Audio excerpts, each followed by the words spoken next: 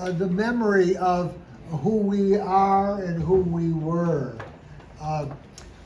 So many young Italian Americans, and even not so young Italian Americans, are under the impression that Italian Americans are just some middle class and upper middle class white people in the U.S. Well, that wasn't always so. Italian Americans descend from a long line of explorers and innovators and just plain workers and people discriminated against, people thought to be racially inferior and who were denied equal consideration in the earlier and up until after World War II, being an Italian in America was a burden. So I don't want us to lose that memory. I don't want us to lose our connection with Italy and the fantastic culture of Italy, of which we are particular heirs, but the world is an heir, is the heir and beneficiary of the great Italian culture. So we're here to keep those things alive, especially the immigrant experience. And one of the ways of doing it, if we don't write down our history, if we don't record our own history, others will, and others have. And we know that the general mass culture in the U.S. has portrayed Italian Americans in a negative way. We're mafiosi, we're the Godfather type people. We might be very nice, but be careful.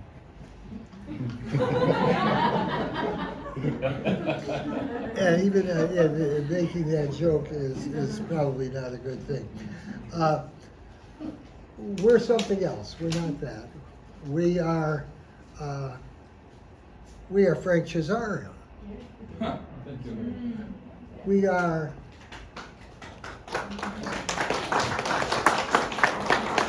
Ludovico Candeloro, my father, who was a construction laborer all his life. He didn't move up in the world at all. He was no great financial success, but he endured. And we've got to save our stories.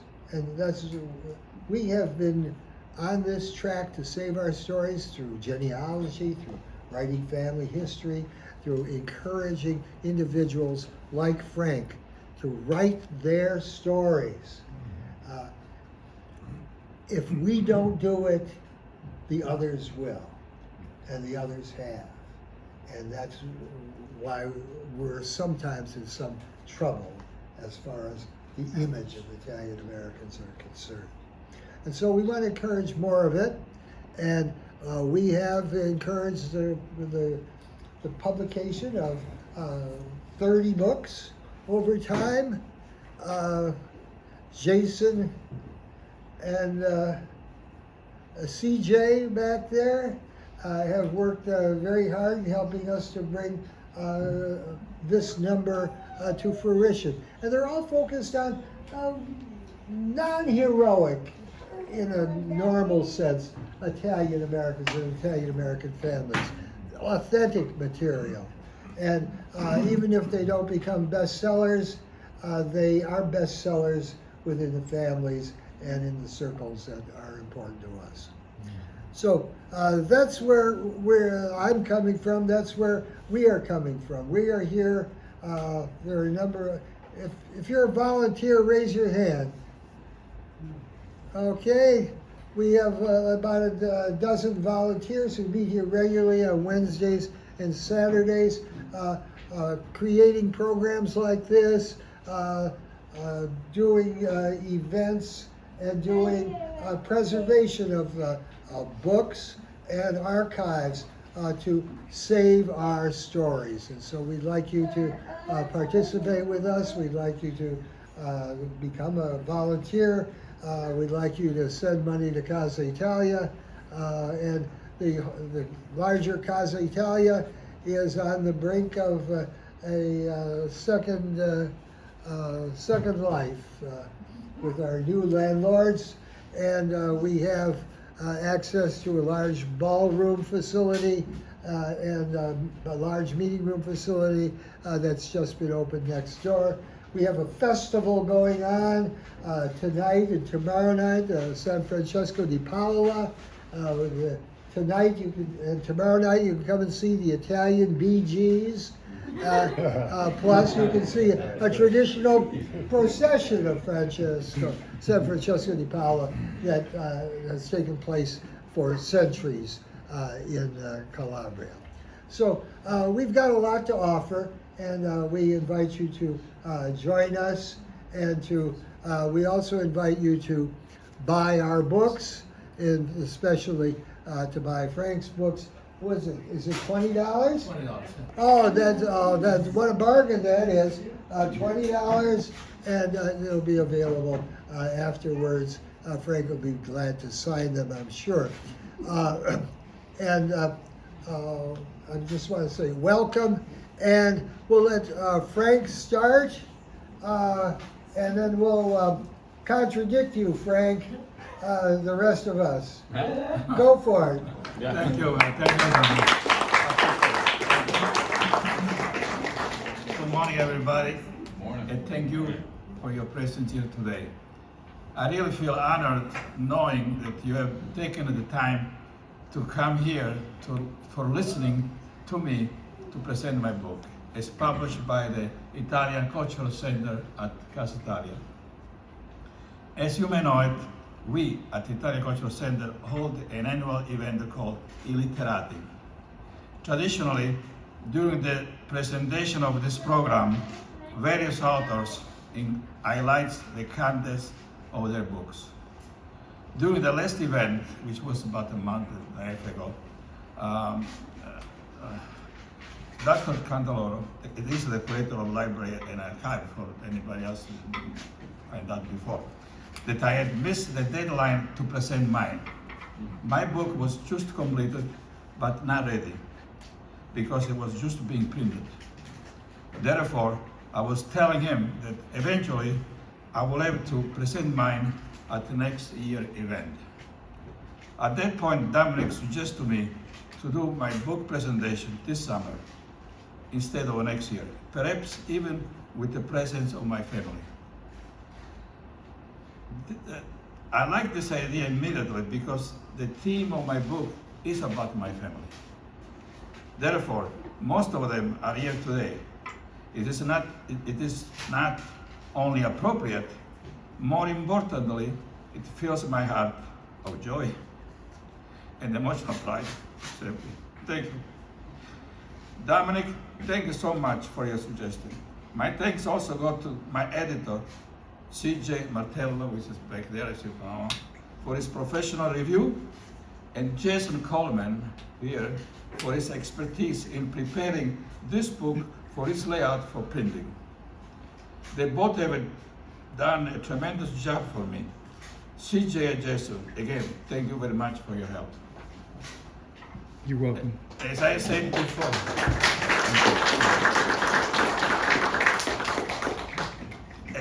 before, the core of my book is to do with family. Therefore, I take this opportunity to introduce them. Let me start with my life partner over the last 59 years, my charming wife, Paula.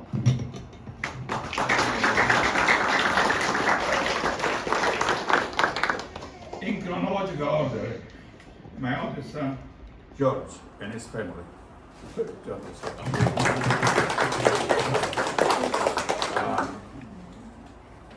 My daughter-in-law, Becky. Where are you, Becky? My granddaughter, Stephanie, which is somewhere. And her husband, David. Her son, as I call him, a growing genius, with a contagious smile, my great-grandson Bennett. Hi, Bennett. My grandson Ryan and his girlfriend Victoria. George and Becky. Yeah. George and Becky also have two other children, Michaela in Seattle, Washington, and Emily in Seoul, South Korea. To their job requirements and the distance, they could not be here today. Now, I'd like to introduce my son, Patrick, and his wife, my daughter-in-law, Jenny. My granddaughter, Emma, with her husband, Jeremy. Emma, twin brother, grandson, Luke, is missing here, being in Long Island. Last but not least, my son, Marco, and his family. My daughter-in-law, Megan. And of course, my smiling, happy grandson, 10 months old, Vinny. What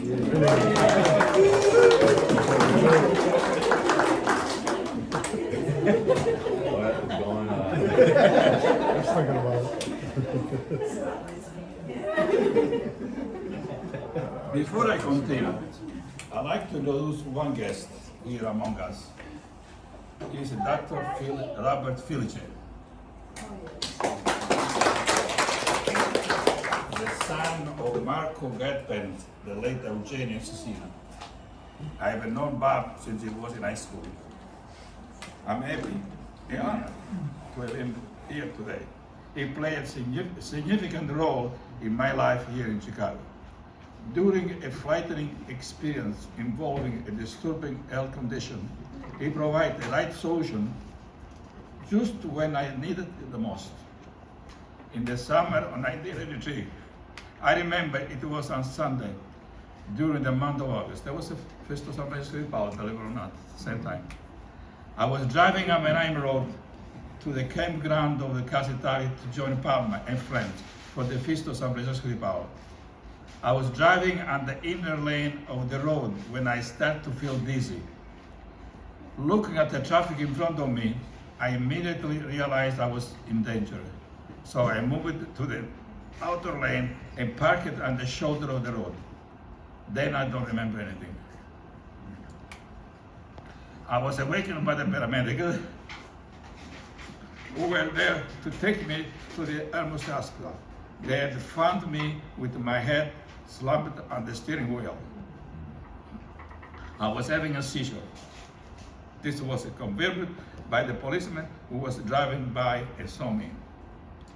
Once I was admitted to the emergency room, I felt fine, but nevertheless, they kept me overnight for observation. The following morning, they released me and advised me to go see a neurologist, which I did at the Northwest Community Hospital in Arlington Heights. This neurologist, the one who visited me, said exactly, "You have got something in your head."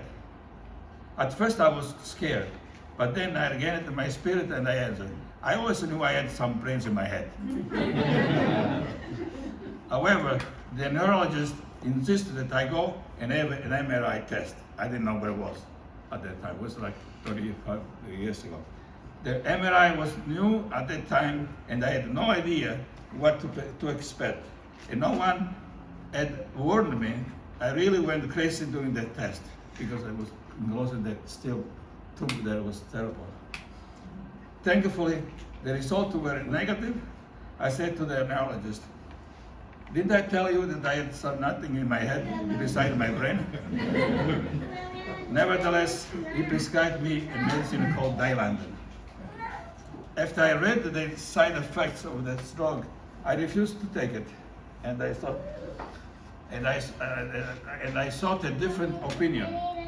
This is when I went to Dr. Filice. After 3 months of his care, he asked me, "How was I doing?" And I told him, "I'm doing much better, but I was not at the level I dreamed about." At that point, he said, "We doctors certainly can take care of our patients' illness, but ultimately, it is God who heals you completely." To this I replied, I would like to talk more about this.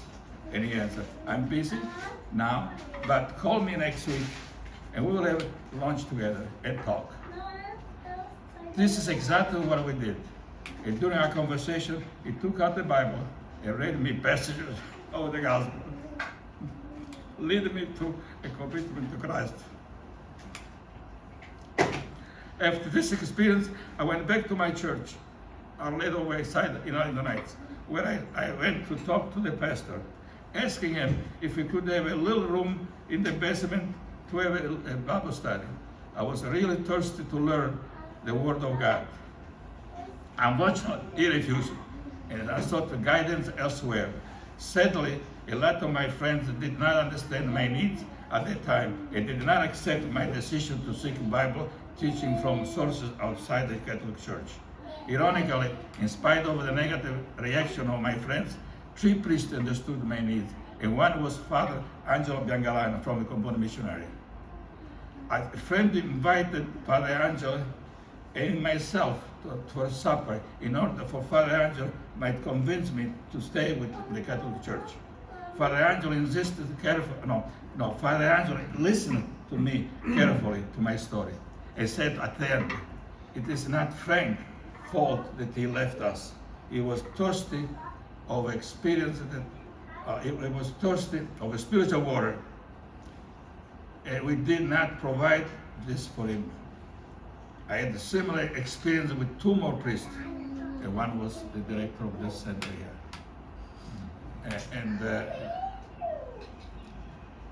I left the Catholic Church not out of resentment, but out of desire to know more about the Word of God.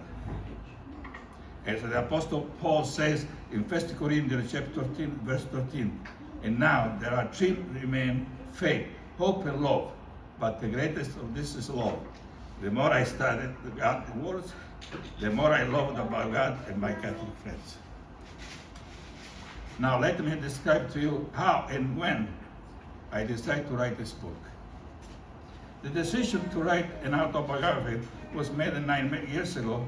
Until such a time, it never occurred to me, nor I had ever imagined doing such a thing.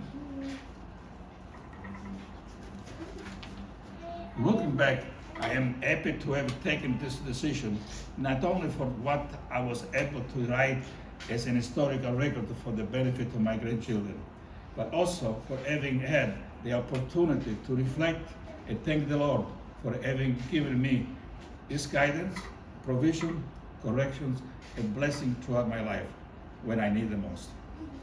The background of the decision happened one day in the month of October 2016. It was when I was helping my daughter-in-law Becky rake the autumn leaves at her and my son George's house in Plymouth, Michigan. I was also telling her some of my experience I went through as a student here in America, having come here from Italy with little resources, not knowing anybody, and speaking no English. At one point, Becky listened to my son's story. Listened to my story, said, "You should write some of what you are telling me, because your grandchildren do not know you, since they grew up and live far away from you." Becky, thank you very much for your suggestion. My thanks also go to daughter-in-law Jenny for editing my first edition of this book, which I don't know if anybody ever seen before. It was a booklet of 78 pages. And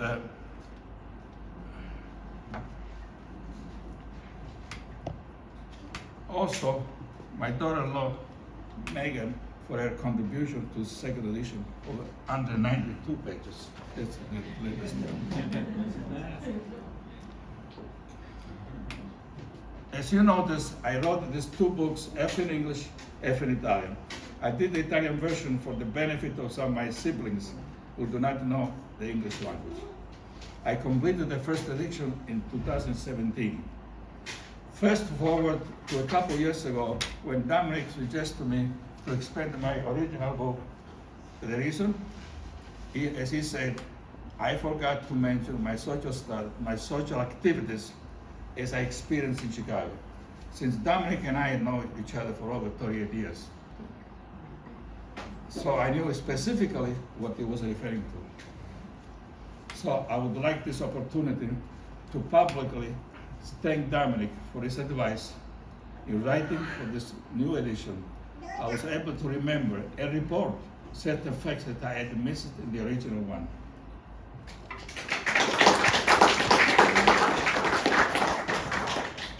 Above everything else, this second edition allowed me to reflect on the larger picture of my life and to try to understand what it all meant to me. I never thought about this way before. One of the things I understood was the love, determination, and personal sacrifice given to me by my wife, Paula, towards raising our three sons, George, Patrick, and Marco, and all of the help and support that she extended to me, especially during those critical times when I need the most. Palma, I love you. I'm grateful to God for you. You have been a pillar of our family.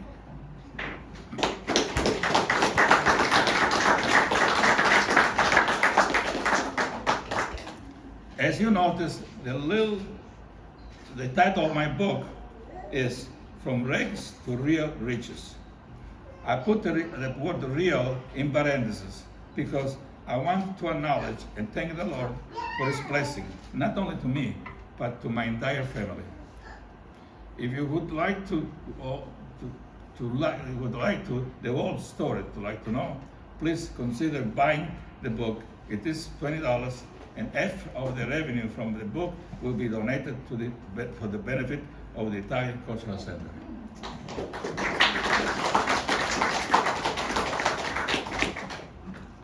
I just want to briefly highlight two particular life experiences from my book. One occurred in Italy and one here in Chicago. The first one happened to me in the spring of 1956. At that time, I was a teenage student attending school at the Istituto Agrario in my hometown of Cosenza.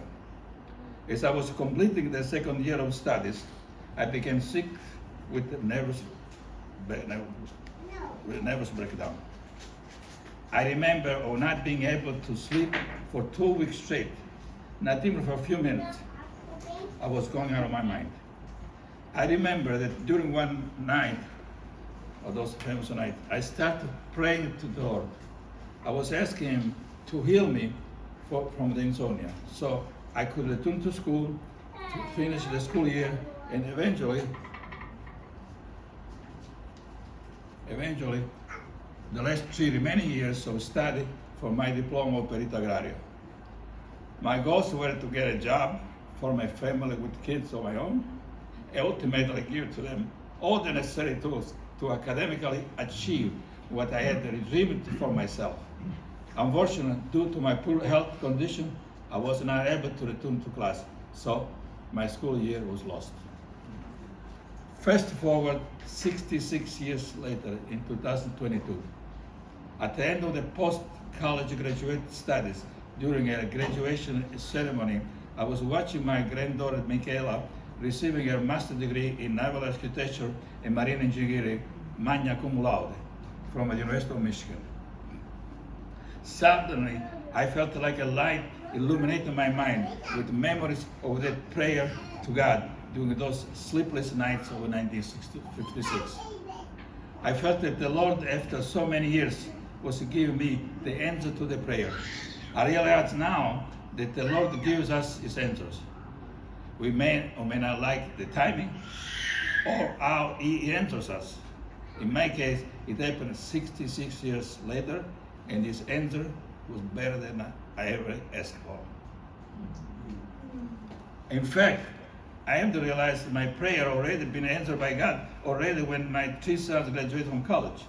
And again, before Michaela receiving her master's degree, when my oldest granddaughter, Stephanie, graduated with a PhD in physical therapy, also magna cum laude. What is it? By the way, Stephanie was at the ceremony, she was upset. I said, what do you mean, you're getting a PhD? I said, that's because for the stupid, what do you call it, Spanish test of A minus, they gave me the summa cum laude.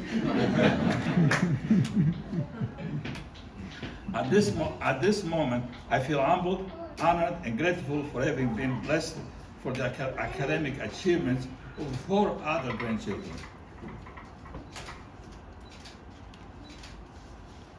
For my son George and daughter-in-law Becky, the other 2 grandchildren, Emily with a degree in communication, and Ryan was here, I hope, with a degree in material engineering from Michigan Tech. Also, the twin children of my son, Patrick, and daughter-in-law Jenny, Emma, and Luke. Emma received a master's degree in library science, and Luke with a master's degree in software engineering. As I mentioned before, I came to America as a student with the purpose to obtain an engineering degree. As the story in my book illustrates, I was not able to achieve such a goal. However, I'm happy and proud to know now that 4 members of my family are graduate engineers, and 2 of them with a master's degree. My second thing that I want to tell you about are the painful experience that my wife Palma and I went through the last 3 years. But I decided not to do so. Instead, I would like to report that Palma has made a miraculous recovery so far for her sickness. Her physical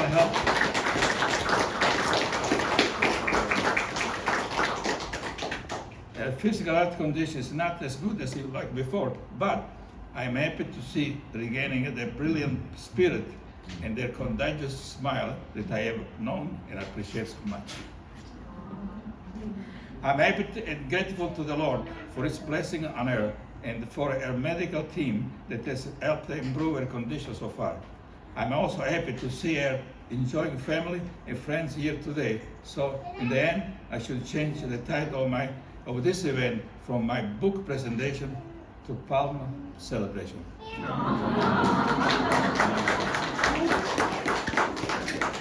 As one of our friends call her, the walking miracle lady. Thank you for your attention, and God bless you all. Thank you. And your book was from the heart, and it's a permanent gift to your family members and to our community, because I look at that book and I see the material in there.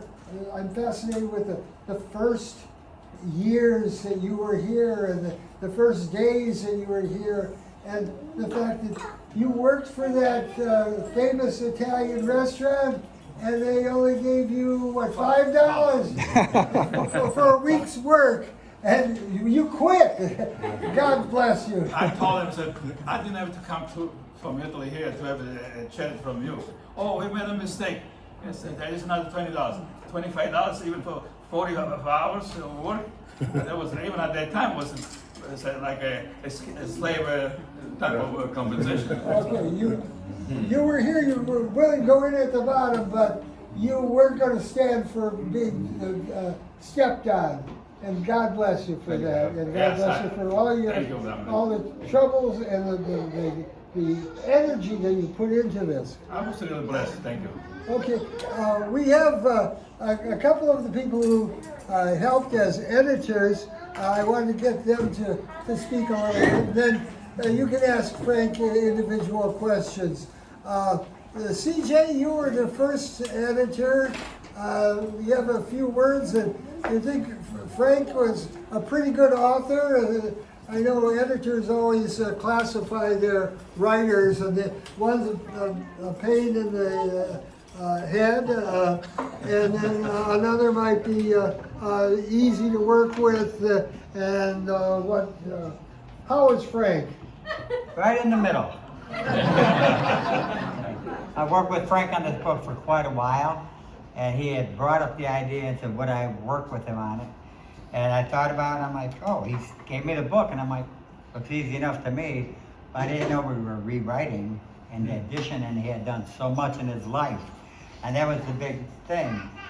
You know, most people are like, oh yeah, I'm gonna. Oh yeah, I should. I will. Oh yeah, I'll get to it. Well, Frank did. And that's the big deal, right? Yeah. And that was the whole thing. When he asked me to help him out, we went over the things he gave me. I went through them all, you know, and I went through the book that he had already done and edited it to my style because I wanted it all to match up when I did the new stuff, so it had to be my style. But it all came out very well. And one of the things in working with Frank, as Dominic mentioned, the different stories he had as he was growing up in America, as he came over when he was 24, his experiences fortified him in his determination. You know, and a lot of people, my parents came over from Italy, but they came over in the 20s. And so it was a much different time. And Frank was on his own from the get-go when he stayed at the YMCA, and then he had some people help him out to find another place to stay. And everything was like a maybe situation. Is it good? Is it bad? We'll find out. But obviously he succeeded. And that was the whole thing. It's his determination to go and see to his way to his goal. And one of the things with Frank was in working on the book was how he felt the need to make sure everyone was acknowledged for helping him along the way. And that was a big thing. All his family members helped him along the way. Frank did not go blindly into his life. He moved ahead because he knew, you know, one of the greatest things you can do in life is not know the answer, but know where to go for the answers. And that's what Frank did. He was very resourceful. He had a goal. He wanted to get into real estate. He did that. He figured who to contact, how to go ahead. He felt very religious, and he sought more aid in that when he thought he saw more light at the end of the religious tunnel. And so he moved on that. And that's one of the things, Frank is a mover. He sees something, he thinks about it, and then he goes ahead and takes action. And that's how this book came about. And I was very proud when Frank asked me if I would edit for him, and also when he asked me to do the quote on the back of the book.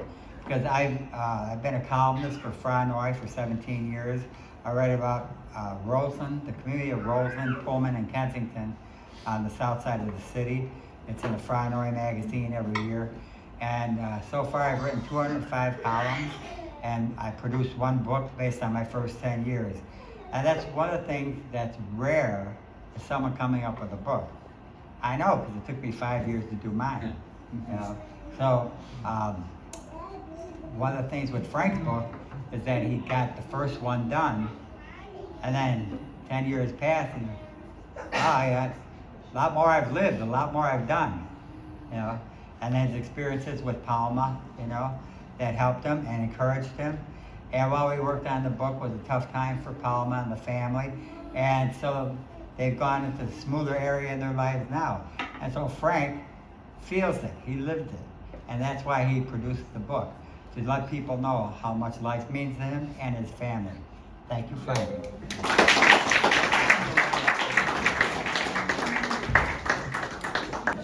At a certain point, we needed additional help in producing the final book for publication, and we turned to Jason, who is our regular guy who has done most of our books that have been published on Amazon. And Jason also does the videos, and this event will be on YouTube. And we've done about almost 300 YouTube videos that are watched by hundreds of people for thousands of minutes every month. Make your presentation on your experience in editing and actually creating the layout for Frank's book. Well, a lot of what I did is just try to work with Frank on his vision and a lot of the details, working out a lot of the photo placements, the how things looked on the page, the labels, a lot of the little things that just help to keep it flowing and organized. And if anyone has any questions about that, I mean, I'd be glad to help you envision your book as well. We took CJ's text and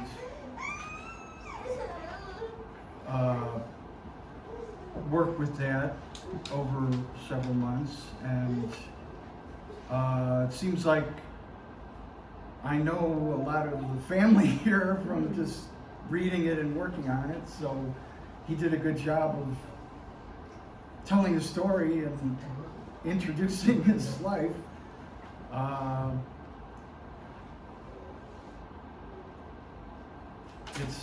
It's a great accomplishment. Frank's book was one of the first that I saw and read here at the library. His first edition was on the local authors and local stories section, and even at that time it was of interest. So I'm glad that he's got this now for everyone, and glad to be a part of it. Okay, now we'll open it up. Ask questions, personal questions, technical questions, whatever. Frank's here, and we'll have questions for a few minutes, and then you buy the book and he'll sign the book. Well, maybe a third edition. Was there going to be a third edition? Yeah. I'm not thinking about another book, but I many times ask your mother to write something, and I will help her. She always refuses, but maybe because she's too shy about this. But anytime that, especially now, we got nothing else to do, it would be a good assignment for both you and I. We can write. You have a good story. You probably are too. What can I say? Very, very shy about this, but you have a good story, Tom. Yeah, let me interject. These things don't have to be in a book, but they could be in emails to each other. It could be if you have a family Facebook group or something like that. Share. Oh, I don't know, you have any old love letters? I bet you do. I bet your grandchildren would like to read them. Or any old bills that you paid in the past that showed your value system. Anyhow, save family documents. Save the pictures. It's very important. I can tell you a little example of the effect, positive effect that the family has given me by particular to Palma, especially since the little baby was born, the one that Palma has in his hand, because she was really sick and she was almost giving up. The minute the baby was born, she said, "I gotta get better because I want to see this kid grow." And it's been a lot of improvement because of that. I really appreciate it. So family is important. So keep it coming. Yeah?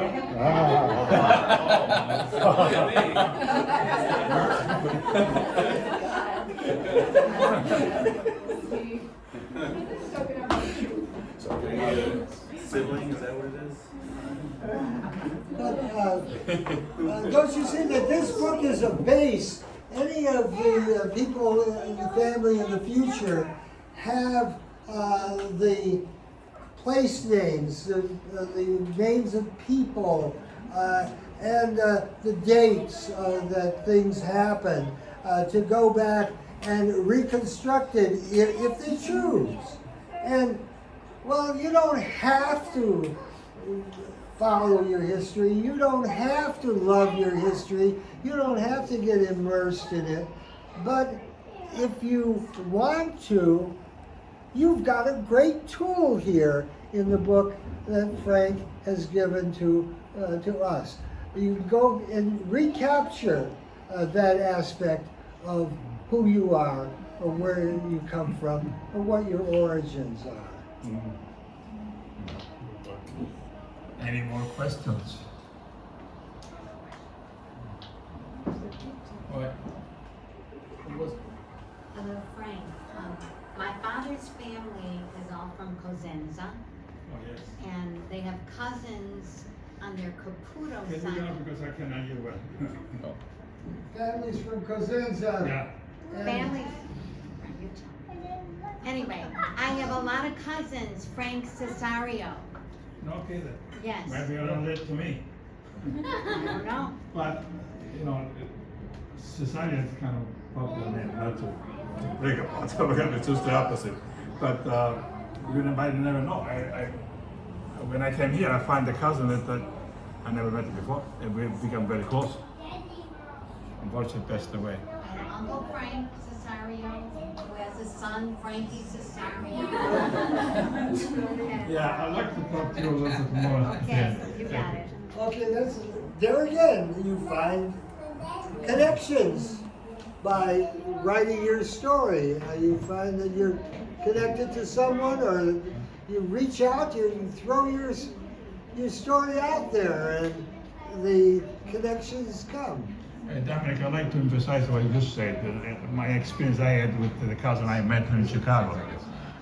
This guy went twice to Calabria to find the ancestors because his grandfather came here when he was, I think, 18 years old, and actually 17 years old, and he ran away from Italy.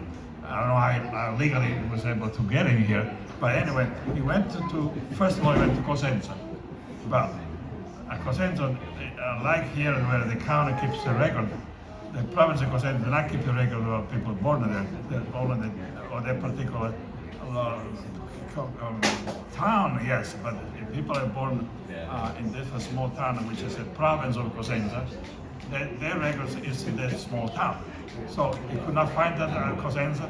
Then he went back again, because he told him that his grandfather came from Zumbano. But before he went there, he said, I remember that the grandfather used to go to Kenosha to see the relatives. So he called Kenosha,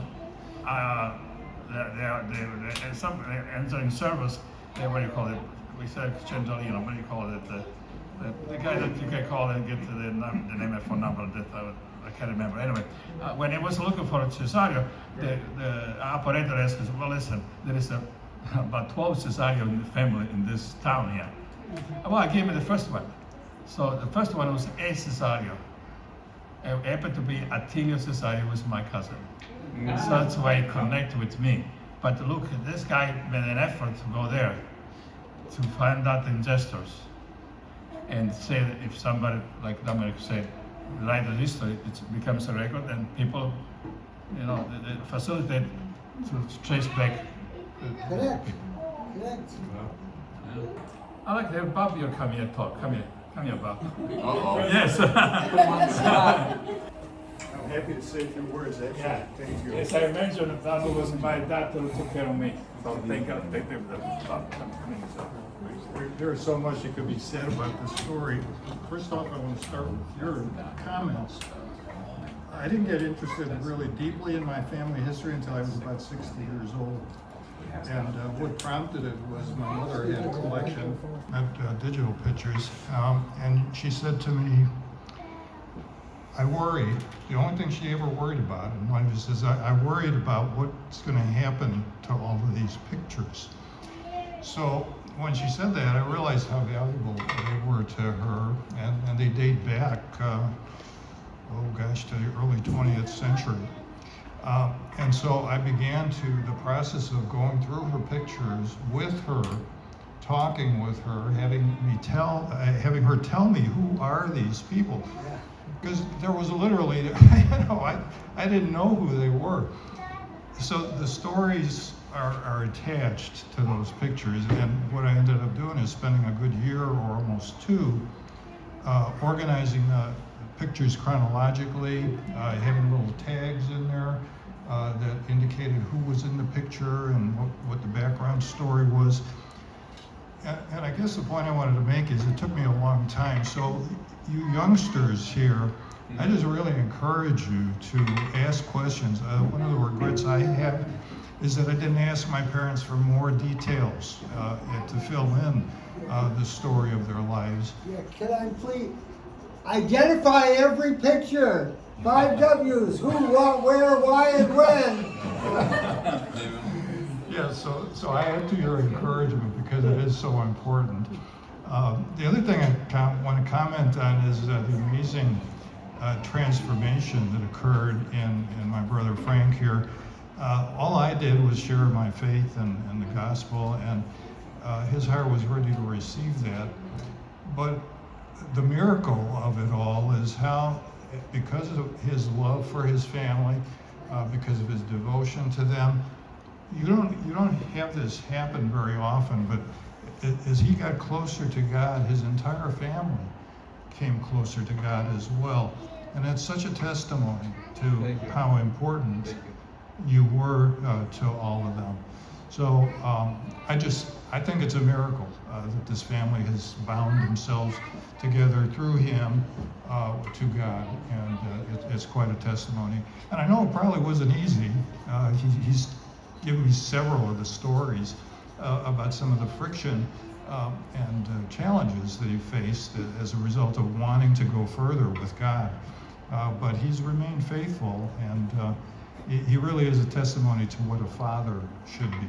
So I'm grateful to have been a part of it.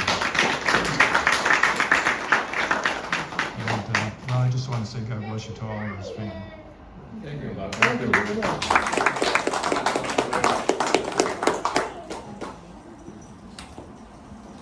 With the connection with Italy, do we have that, or is it?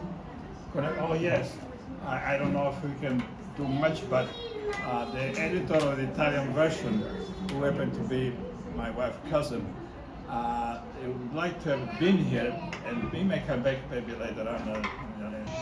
Tell you a little bit about the history of this editor in Italy for the Italian version. He happened to be, as I said, the cousin of Palma, but he also is somebody that he wrote quite a few books, especially the history of the town where they are from, where Palma is from, and also the province too. At one time, in fact, the book was 1,100 pages, you may imagine. But anyway, he did a tremendous job for me because knowing me and reading some of it, he kind of put himself into the book, and he really come out with set of feelings that I was not expressing in my book. So I really did a tremendous job. But he said to me, I was taking him out. He said, no, listen, I know you. I said, I just do I feel like I'm responsible to do it. That's all. Okay, the altro, aspetta. Dimmi tu. Io voglio dire questo, se permetti. Sì. Posso parlare? Sì, parla. Perché non vedo nulla, vabbè, parlo. Allora io ho letto 3 volte il tuo libro prima di dare la mia interpretazione in italiano. Sì. Perché?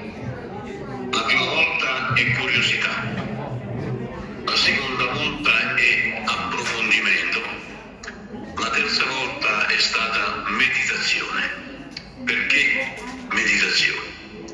Perché io nel leggere il libro ho cercato di mettermi nella tua anima, non tanto nel tuo pensiero, ma nella tua anima, nel tuo spirito. Leggere quel libro io mi sono molto emozionato. E allora ho detto, non devo fare una semplice traduzione, devo cercare di mettere a fuoco i sentimenti, la spiritualità. In quel libro io ho letto sofferenza, ho letto lavoro, impegno, ho letto voglia di progredire, di avanzare, di crescere una bella famiglia, ho letto le soddisfazioni e ho letto quindi il risultato della tua vita. Grazie. Adesso posso tradurlo? Per il beneficio dei miei amici qui americani? Io sto qua per questo e tu stai qua per quello. Grazie. he wants to reiterate how he arrived to edit my book. He said, I read the book 3 times. At the very end, I tried to pull myself, understand not only what you said, but your soul, your determination, and what you try to accomplish for you and for your family. So that's why I said, he put himself better in myself than I could express myself. So I'm very grateful for that. Thank you. Ok, grazie. Ti chiamerò più tardi e parlerò con me più a lungo. Grazie comunque. Ho apprezzato il tuo commento in inglese, ok? Ciao. Grazie, auguri per la serata, per la mattinata, cioè salutami tutti. Sarebbe piaciuto essere presente per cogliere diciamo, questo momento di gioia tuo, di tutta la tua famiglia. Ti abbraccio con tanto. E l'invito è sempre pronto per tu per ritornare qua, ok? Ciao, ciao. Ciao. All right.